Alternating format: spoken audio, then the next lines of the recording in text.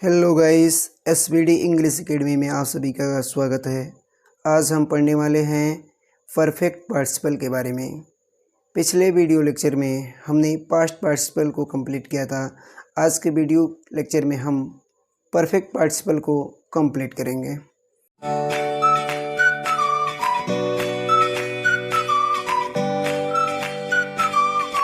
ठीक है, सबसे पहले हम जानेंगे कि पास्ट पार्टिसिपल तो पढ़ लिए थे। परफेक्ट पार्टिसिपल होता क्या चीज़ है। ठीक है, यानी कि हैविंग के साथ हम वर्ब के थर्ड फॉर्म का अगर यूज करते हैं तो वो परफेक्ट पार्टिसिपल के अंतर्गत आता है। ठीक है, तो आइए इसे पहले हम डेफिनेशन से जानेंगे कि परफेक्ट पार्टिसिपल होता क्या चीज़ है। इसमें क्या चीज़ होता है। इसमें देखेंगे कह रहा है कि जब एक कार्य पूर्ण रूप से समाप्त हो जाए और तब उसके बाद दूसरा कार्य प्रारंभ हो तो जो क्रिया कार्य को समाप्त होना दिखाती है उसे हम क्या बोलते हैं, परफेक्ट पार्टिसिपल बोलते हैं, और उसी को परफेक्ट पार्टिसिपल में बदलते भी हैं। ठीक है, थोड़ा सा ध्यान देंगे फिर से एक बार और। कह रहा है कि जब एक वाक्य यानी कि दो वाक्य दिया होता है ना, दो सिंपल वाक्यों को जोड़ करके हम एक नए सिंपल सेंटेंसेस का निर्माण करते हैं। तो जो पहला वाला सेंटेंस दिया होता है वो कह रहा है कि एक वाक्य जो होता है उसमें पूर्ण रूप से क्या होता है, समाप्त हो जाता है। जो भी कार्य उसमें दिया होता है पूर्ण रूप से समाप्त हो जाता है, और उसके बाद जो दूसरा कार्य प्रारंभ होता है तो जो क्रिया कार्य को समाप्त होना दिखाती है, जो क्रिया कार्य को होना समाप्त दिखाती है, उसी को ही हम क्या करते हैं, परफेक्ट पार्टिसिपल में बदल देते हैं। ठीक है, आगे देखेंगे। कह रहा है कि types of perfect participle, perfect participle के प्रकार। ठीक है, तो इसको दो प्रकार से बनाया जाता है। यानी कि जब परफेक्ट पार्टिसिपल में के द्वारा हम किसी भी सिंपल सेंटेंस को बदलते हैं तो दो नियमों के द्वारा हम बदलते हैं। ठीक है, पहला इसमें दिया है आपका एक्टिव वॉइस। ठीक है, यदि हमारा सेंटेंस किस में दिया हो, एक्टिव वॉइस में दिया हो। ठीक है, अगर एक्टिव वॉइस में दिया होगा तो नॉर्मली हम क्या करेंगे, हैविंग के साथ वर्ब का थर्ड फॉर्म जोड़कर परफेक्ट पार्टिसिपल में बदल देंगे। ठीक है, लेकिन अगर सेंटेंस हमारा क्या हो, पैसिव वॉइस हो, अगर सेंटेंस पैसिव वॉइस हो तो हैविंग के साथ हम क्या जोड़ेंगे, बीन जोड़ेंगे। इस चीज़ को आप लोग याद रखेंगे कि जब सेंटेंस हमारा किस में दिया हो, पैसिव वॉइस में दिया हो, तो हैविंग के साथ बीन जोड़ेंगे। उसके बाद हम क्या करेंगे, वर्ब का थर्ड फॉर्म लिखेंगे, तो वो हमारा किस में चेंज हो जाएगा, परफेक्ट पार्टिसिपल में चेंज हो जाएगा। ठीक है, आगे समझते हैं। एक चीज़ इसमें थोड़ा सा और समझ लेंगे। इसमें जो सेंटेंस दिए होते हैं, जो पहला वाला सेंटेंस होता है और जो दूसरा सेंटेंस होता है, तो पहले वाले का जो सब्जेक्ट होता है वही सब्जेक्ट दूसरे वाले सेंटेंस का भी सब्जेक्ट होता है। यानी कि जो पहले वाले सेंटेंस में जो सब्जेक्ट दिया होता है वही सब्जेक्ट क्या होता है, सेकंड वाले सेंटेंस में भी दिया गया होता है। और फर्स्ट वाले में जो फिनिट वर्ब होता है, ठीक है, जो फर्स्ट वाले सेंटेंस में फिनिट वर्ब होता है वह दूसरे वाले सेंटेंस के फिनिट वर्ब के बराबर नहीं होता है, यानी कि उसके समान नहीं होता है। ठीक है, और इन दोनों सेंटेंसों के बीच जो टाइम इंटरवल होता है, यानी कि टाइम जो गैप होता है वह ज़्यादा होता है। यानी कि एक काम पूर्ण रूप से समाप्त, अभी बताया गया है कि एक काम जो होता है आपका पूर्ण रूप से समाप्त हो जाता है, फिर दूसरा काम प्रारंभ होता है, और जो क्रिया कार्य को समाप्त होना दिखाती है उसे हम परफेक्ट पार्टिसिपल में क्या करते हैं, बदल देते हैं। ठीक है, अभी आपको अच्छी तरह से क्लियर नहीं हुआ होगा। अब एग्जाम्पल जैसे ही हम बनाना चालू करेंगे, ठीक है, एग्जाम्पल की सहायता से हम जब समझेंगे तो हमें ये चीज़ें आसानी से समझ में आ जाएंगी। बस जो चीज़ें आपको बताई गई हैं उसको आप माइंड में रखिए, ठीक है। और जैसे ही आगे अब एग्जाम्पल मैं बताऊंगा उसमें सारा चीज़ आपको जो भी डाउट है वो क्लियर हो जाएगा, ठीक है। तो चलते हैं हम एग्जाम्पल की ओर। चलिए आगे देखेंगे। यहाँ पे एक सेंटेंस को पहले ध्यान से पढ़ेंगे। दिया है Ravi had completed his written work, he went to school. ठीक है, पहले सेंटेंस को पढ़ के इसका अर्थ निकालिए और देखिए इसमें दोनों सेंटेंस में क्या है। यहाँ पे मैंने क्या चीज़ बोला था कि पहले वाला जो सब्जेक्ट होता है दूसरी वाले सेंटेंस का जो सब्जेक्ट होता है वो सेम होता है। यहाँ पे जो रवि है, देखिए रवि, और यहाँ पे दिया है ही दूसरे वाले सेंटेंस में, ठीक है। तो यहाँ पे प्रोनाउन जो प्रयोग किया गया वो किसके लिए प्रयोग किया गया है? रवि के लिए। यानी कि जो सब्जेक्ट है वो दोनों में क्या है?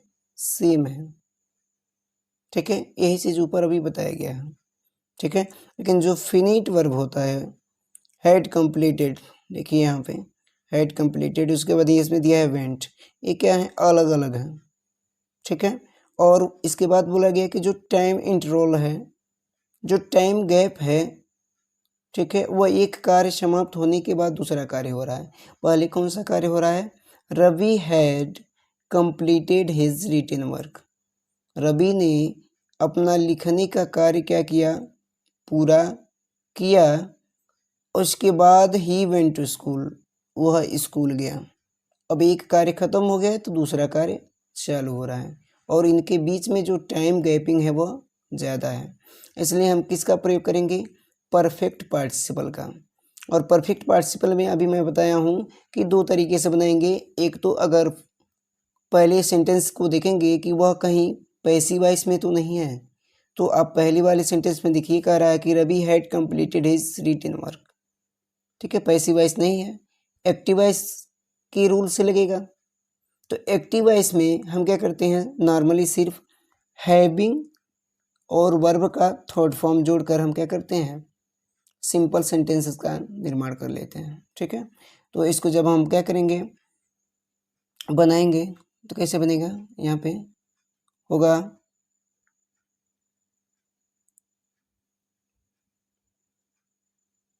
हैविंग,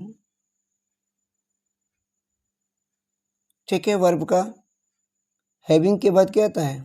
वर्ब का थर्ड फॉर्म, क्योंकि परफेक्ट पार्टिसिपल में हैविंग के साथ वर्ब का थर्ड फॉर्म ही जोड़ा जाता है।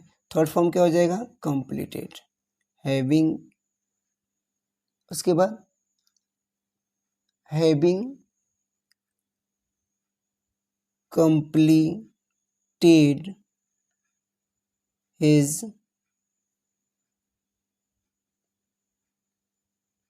रिटेन वर्क कोमा, ठीक है। अब यहाँ पे ध्यान देंगे, यहाँ पे ही लिखा है ही वेंट टू स्कूल, तो he went to school, school कौन गया? रवि गया ना। तो यहाँ पे हम प्रोनाउन नहीं यूज करेंगे। प्रोनाउन और नाउन में हमें अगर चूज करना हो तो सबसे पहले हम नाउन को चूज करेंगे, उसके बाद प्रोनाउन को चूज करेंगे, ठीक है, आवश्यकता पड़ी तब, ठीक है। लेकिन हमें सबसे पहले किसको लेना है? नाउन को लेना है। तो यहाँ पे क्या हो जाएगा? रवि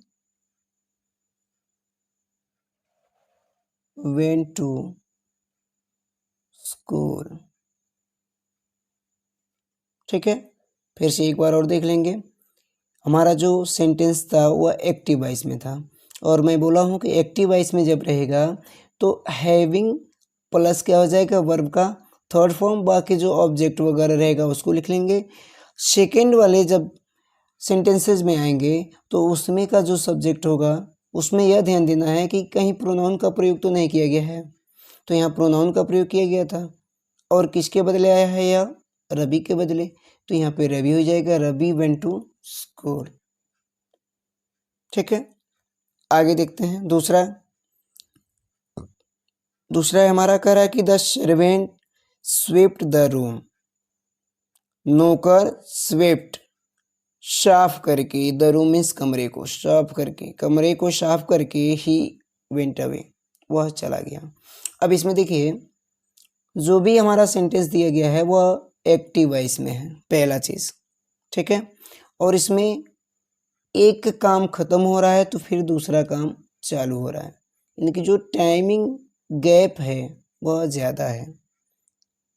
ठीक है, यहाँ तो आप मान लीजिए परफेक्ट पार्टिसिपल के बारे में पढ़ रहे हैं तो आसानी से बना लेंगे। एग्जाम हॉल में आपको समझने में थोड़ी सी दिक्कत होती है।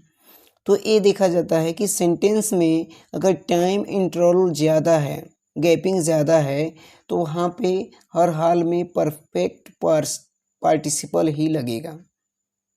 ठीक है, अब इसको बनाएंगे तो क्या होगा, एक्टिव वॉइस में दिया है तो क्या होगा, सबसे पहले हम क्या जोड़ेंगे, हैविंग, उसके बाद वर्ब का थर्ड फॉर्म, तो स्वेप्ट का थर्ड फॉर्म क्या होता है, स्वेप्ट ही होता है, swept, having swept the room, comma. अब यहाँ देखिए ही किसके लिए प्रयोग किया गया है, द सर्वेंट के लिए, नौकर के लिए। ठीक है, अब ये कहाँ आ जाएगा, यहाँ आ जाएगा, द सर्वेंट वेंट अवे। ठीक है, क्लियर है। अगला वाला देखेंगे, अगले सेंटेंसेस को देखेंगे। कह रहा है कि Manoj was punished by his teacher, he felt sorry. Manoj was punished, दंडित किया गया, बाय हिज टीचर, अपने अध्यापक के द्वारा। मनोज अपने अध्यापक के द्वारा पनिश किया गया या दंडित किया गया। ही फेल्ट सॉरी, वह दुख महसूस किया। ठीक है, अब थोड़ा सा यहाँ पे ध्यान देंगे कि आपका जो सेंटेंस दिया गया है वह किस रूप में है, एक्टिव वॉइस में है या पैसिव वॉइस में है। तो यहाँ पे देखिए वाज लगा है, ठीक है, वर्ब का थर्ड फॉर्म लगा है, फिर बाई लगा है, फिर वहाँ पे ऑब्जेक्ट आ गया है। तो एक पैसिव वॉइस में ही इस तरह से बनाया जाता है। सेंटेंस हमारा पैसिव वॉइस में दिया है, तो जब पैसिव वॉइस में दिया रहेगा तो हम क्या करेंगे, सबसे पहले हैविंग तो लिखेंगे ही, लेकिन इसके साथ साथ बीन का भी प्रयोग करेंगे। ठीक है, हो जाएगा हैविंग बीन punished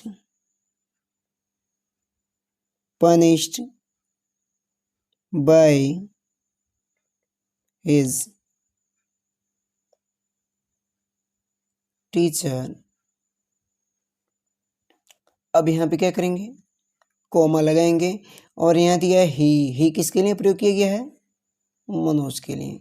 तो यहाँ पे हो जाएगा मनोज फेल्ट सॉरी।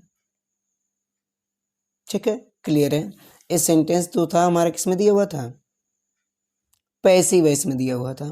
ठीक है, और मैंने बोला है कि जब पैसिव वॉइस में दिया रहेगा तो हम क्या करेंगे, हैविंग के साथ बीन का इस्तेमाल करेंगे। ठीक है, पीछे जो चीज़ें आपको बताई गई हैं एक बार उसको रिवाइज करके आप लोग देख लीजिएगा। हैविंग के साथ बोला गया है, बीन जोड़ेंगे, उसके बाद हम क्या करेंगे, वर्ब का थर्ड फॉर्म लिखेंगे, बाकी अदर जो भी वर्ड होंगे उस वर्ड को लिखेंगे। फिर अगले वाले सेंटेंस में अगर प्रोनाउन दिया होगा तो सबसे पहले क्या करेंगे, उसका नाउन लिखेंगे, बाकी आगे जो भी दिया होगा उसमें लिख देंगे। ठीक है, आगे देखते हैं। कह रहा है कि the child lost his pen, he began to weep. The child lost his pen, बच्चा लास्ट मीन्स खो दिया है, पेन मीन्स अपनी कलम को खो दिया। ही बिगन टू वीप, वह रोना शुरू कर दिया। ठीक है, तो इसमें देखिए पहले दो काम हो रहा है। एक काम क्या है, उसका कलम पहले गायब हो गया है, फिर उसके बाद वह रोना चालू कर दिया है, दो काम हो गया है।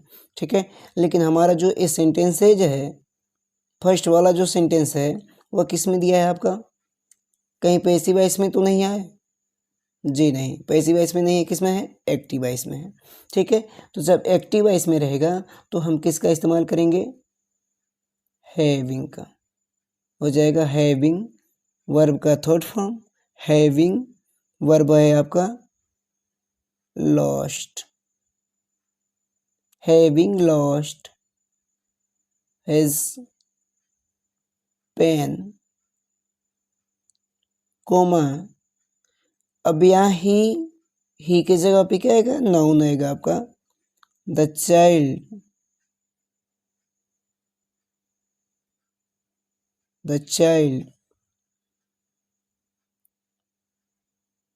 began to weep। ठीक है, अब आपको क्लियर हो गया होगा। ठीक है, इन दोनों में कि जब हमारा सेंटेंस किस में दिया होगा, एक्टिव वॉइस में दिया होगा तो हैविंग लिखेंगे और वर्ब का थर्ड फॉर्म लिखेंगे। ठीक है, अगर पैसिव वॉइस में दिया होगा तो हैविंग लिखेंगे, उसके बाद बीन लिखेंगे, फिर वर्ब का थर्ड फॉर्म लिखेंगे, फिर अदर सेंटेंसेस को जोड़कर एक हम सिंपल सेंटेंसेस का निर्माण कर सकते हैं। ठीक है, आइए आगे कुछ और एग्जांपल देखते हैं। देखेंगे आगे, कह रहा है कि he was disguised as a saint, he escaped to Nepal. अब यहाँ पे थोड़ा सा ध्यान देंगे आप। कह रहा है कि he was disguised as a saint, he escaped Nepal. अब इसमें एक सेंटेंस आपका क्या हो रहा है, एक कार्य आपका समाप्त हो रहा है, फिर दूसरा कार्य इसमें प्रारंभ हो रहा है। ठीक है, लेकिन इसमें आपको ये ध्यान देना है, यहाँ पे देखिए कह रहा है कि ही वाज, अब वाज दिया है, उसके बाद थर्ड फॉर्म दे दिया है। ठीक है, यानी कि आपका जो सेंटेंस है वह किस में दिया गया है, पैसिव वॉइस में। ठीक है, तो जब पैसिव वॉइस में दिया रहेगा तो हम क्या बोले हैं, पैसिव वॉइस में जब दिया रहेगा तो हम क्या करेंगे, सबसे पहले हैविंग का प्रयोग करेंगे। यहाँ पे होगा having been, having been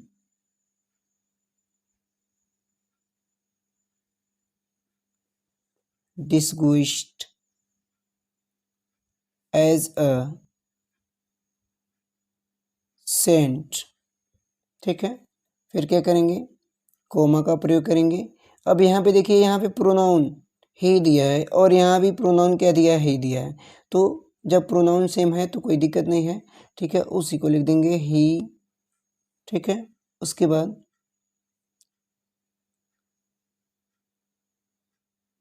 escaped to Nepal. ठीक है, ऐसे हमारा सेंटेंस क्या हो जाएगा, कंप्लीट हो जाएगा। ठीक है, आई होप कि ये वीडियो आपको बहुत अच्छा लगा होगा। ठीक है, अगर आपको समझ में नहीं आया हो तो वीडियो को एक बार आप रिवाइज करके पुनः देख सकते हैं। ठीक है, जो भी रूल्स बताए गए हैं उसको आप समझ सकते हैं। ठीक है, तो ये था हमारा पार्टिसिपल का प्रयोग करके एक सिंपल सेंटेंसेस को बनाना। ठीक है, आगे के वीडियो में हम पढ़ेंगे इन्फिनेटिव टू का प्रयोग करके हम सिंपल सेंटेंसेस को कैसे बना सकते हैं। ठीक है, मिलते हैं हम अगले वीडियो लेक्चर में, तब तक के लिए नमस्कार।